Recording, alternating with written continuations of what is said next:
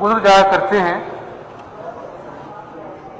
Chairman صاحب، میرے پاس کہنے کو بہت کچھ ہے، لیکن آج میں کوئی سیاسی بات نہیں کرنا چاہتا، اور ایوان کے اس طرف اور اس طرف بیٹھے ہوئے میرے معزز ممبران اس بات کا بخوبی ادراک رکھتے ہیں کہ آج ہم ایک کاز کے لیے اکٹھے ہوئے ہیں، اور اسی ایوان میں قومی اسمبلی میں بھی اور پنجاب اسمبلی میں بھی متفقہ قرارداد جو ہے فلسطین میں جو ظلم و بربریت کا بازار گرم ہے اس کے حوالے سے پیش کی گئی اور اس کو پاس کیا گیا۔ اس سے پہلے کہ میں اپنے موضوع کی طرف آؤں، کرونا کے وار جاری ہے، اور اسی ایوان کے معزز ممبران جو ہیں وہ اللہ تعالیٰ کو پیارے ہو گئے کرونا کی جنگ لڑتے لڑتے۔ اس میں سے ایک اہم نام مرحوم ملک وارث کلو صاحب کا ہے، جو ہمارے دیرینہ ساتھی تھے۔ ماشاءاللہ سے آج ان کا بیٹا معظم کلو جو ہے وہ آج اس ایوان کا حصہ بن چکا ہے۔ اسی طرح شوکت منظور چیمہ صاحب، جو کہ بہت ہی دیرینہ ساتھی تھے اور بہت محنتی اور بہت صبر والے انسان تھے، وہ بھی کینسر کے موذی مرض کی جنگ لڑتے لڑتے اللہ کو پیارے ہو گئے۔ ان کی بھی آج وائف جو ہیں وہ آج اس معزز ایوان کی ممبر منتخب ہو چکی ہیں۔ اسی طرح پی ٹی آئی کی ممبر تھیں منیرہ یاسین صاحبہ، اپنا جو ہے وہ نہیں، منیرہ یاسین صاحبہ ہماری ممبر تھیں، اور جو ایکس تھے اپنا ایم پی اے منیر کھوکر صاحب، شاہین رضا صاحبہ، اور اسی طرح ہمارے اسی اسمبلی کے سٹاف عقیل احمد صاحب جونیئر سیکیورٹی اسسٹنٹ، اور جمیل عباس صاحب سب ایڈیٹر آف ڈبیٹ۔ میں ان سب کے لیے ایصال ثواب کے لیے دعا بھی کرتا ہوں، اور میں یہ سمجھتا ہوں کہ ان سب کی کنٹریبیوشن ہے، یہ سب اپنا جو ہے آج پوری قوم اس بات پہ رنجیدہ ہے، اور حالات کی صدم ظریفی یہ دیکھیے جناب چیئرمین کہ کون سا وقت چنا گیا ان نہتے بچوں، ان ماؤں، بہنوں، بیٹیوں، والدین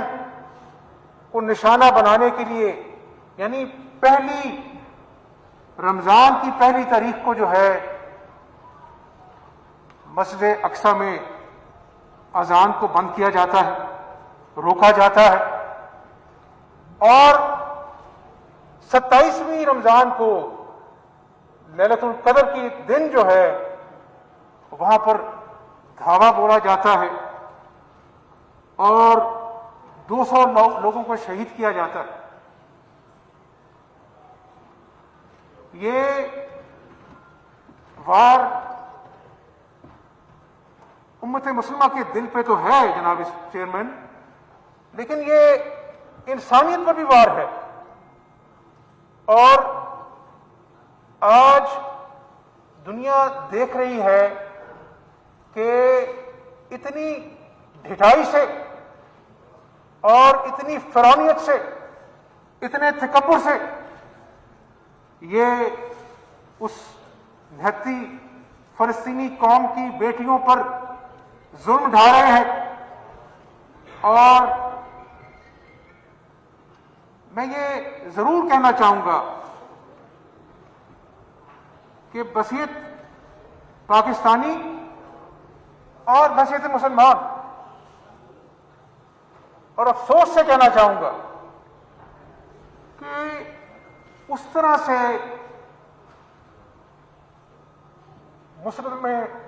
امت مسلمہ جو ہے اس میں جو ایک یونٹی دیکھنے کو ملتی تھی وہ آج اس طرح سے نہیں ہے، اور آپس کی رنجشیں جو ہیں وہ فلسطینی قوم کے کوس کو، اور جب فلسطین کا نام آتا ہے تو آزاد اپنا مقبوضہ کشمیر کا ظلم و بربریت جو ہے اس کی یاد بھی تازہ ہوتی ہے۔ ہم اس طرح سے اس کوس کو اجاگر کرنے میں، دنیا کو یہ باور کرانے میں کہ جب فلسطین میں ظلم ہوتا ہے، مقبوضہ کشمیر میں ظلم ہوتا ہے، تو یہ بھی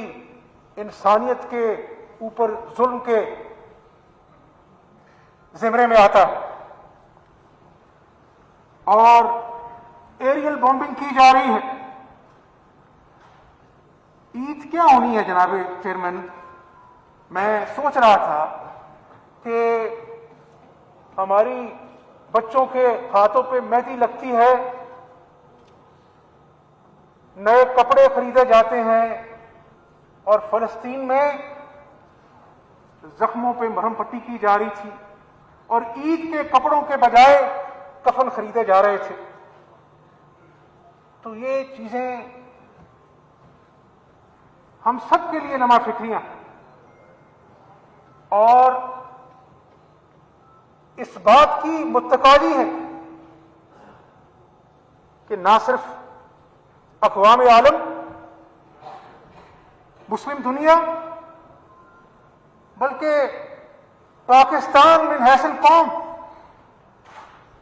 اگر آج ہم ایک انڈیپینڈنٹ اسٹاک ٹیک کریں تو آج ہمارے ہاں ایک پولرائزیشن کا طوفان ہے۔ کسی کی جائز بات ادھر سے ہو یا ادھر سے ہو برداشت نہیں کرتے اور ریاکٹ کرتے ہیں۔ یہی وجہ ہے کہ کشمیر جو ہم بھی بچپن میں کتابوں میں پڑھا کرتے تھے، اپنے بزرگوں سے کہانیاں سنا کرتے تھے، اس ملک پاکستان کے لیے ہمارے آباء و اجداد نے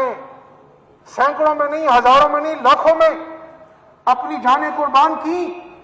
اور تب یہ وطن مارز وجود میں آیا۔ لیکن آج ہم سب من حیث القوم میں بات کرتا ہوں کہ جب سے ہندوستان نے مقبوضہ کشمیر میں آرٹیکل 370 کے بعد جو ظلم و بربریت کا قیامت برپا کی ہے، ہم صرف ڈکلیریشنز اور ریزولوشنز کنڈمنیشن کی بجائے علاوہ کوئی افیکٹولی اس کا آہنی ہاتھ نہیں روک سکے۔ اس بات کی بڑی تکلیف ہے کہ دنیا جو ہے جب کشمیریوں پہ ظلم ہوتا ہے، فلسطین میں ظلم ہوتا ہے، افغانستان میں بمباری ہوتی ہے تو منہ دوسری طرف کر لیتی ہے، اور جب کہیں بھی چھوٹا سا واقعہ ہوتا ہے تو مسلم امہ جو ہے پوری کٹہرے میں آ جاتی ہے۔ میری دعا بھی ہے اور میری کوشش بھی ہے، اور ہم سب کی کوشش ہونی چاہیے کہ ہم دنیا کو یہ باور کرائیں کہ یہ بچے، اب مجھے آپ یہ بتائیں، یہ میں نہیں کہہ رہا